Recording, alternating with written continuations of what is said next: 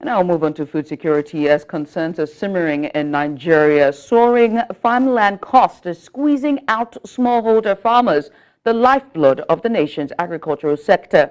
Now, compounding this challenge is the specter of insecurity, with violence disrupting farming activities and casting a shadow over food production.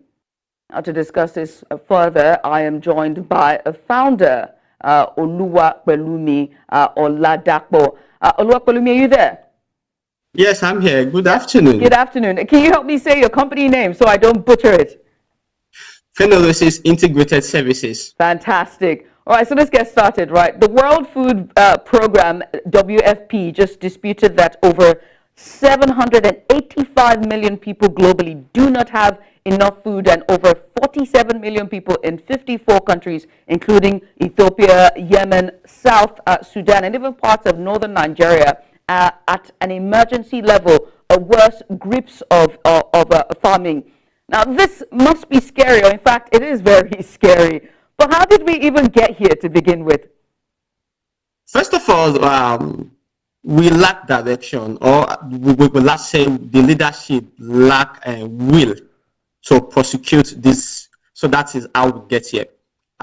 We take farming or agri as a leisure, not as a business or as a career. I could remember back in secondary school, you just have farm practical, and everybody just go to farm, and there is no reward after it, whatever the labor is. So there is no reward after it. So that's a whole lot of issue. And some of us see farming as a way of being enslaved or an hard labor. So there is no way whereby you want to say, oh, let me go ahead and invest in farming, or let me try and develop a career in farming.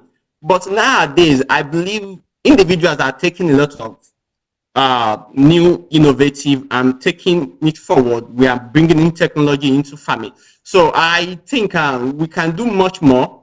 If the government should create like a school program and see the agricultural industry as a business and as a career, young people will have interest in it, because I believe the way you wire their thinking matter most a lot. So if this can be done, we could have a world whereby there will be sufficient food in later years to come.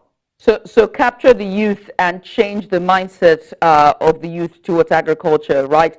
But this is urgent, okay? This is a matter of urgency in terms of, farming and the number of people and the part of Africa and even part of Nigeria that's at stake here when it comes to tackling, food security. So what must be done urgently to address, or arrest this trend?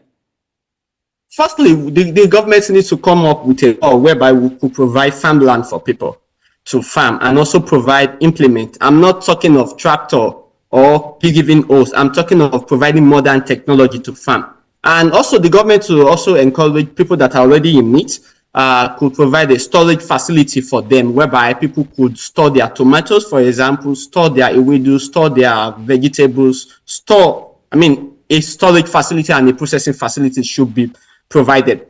If this is well done, the government could also create should have an emergency roadmap whereby they could give soft loan, not just giving soft loan, but monitor how this money is being distributed and how it's being implemented. Several loans has been given several times and does not bring forth any result. At the end of it, that is how we find ourselves here. I think the government must be ready to have a will. Right. The will first, then have the mindset and the technocrats to implement this strategy. Technocrats are really important because they are the stakeholders in changing the trend that we see. Many thanks to you, Oluwapelumi, for coming on. Appreciate you for doing this with us. My pleasure. Thank you so much.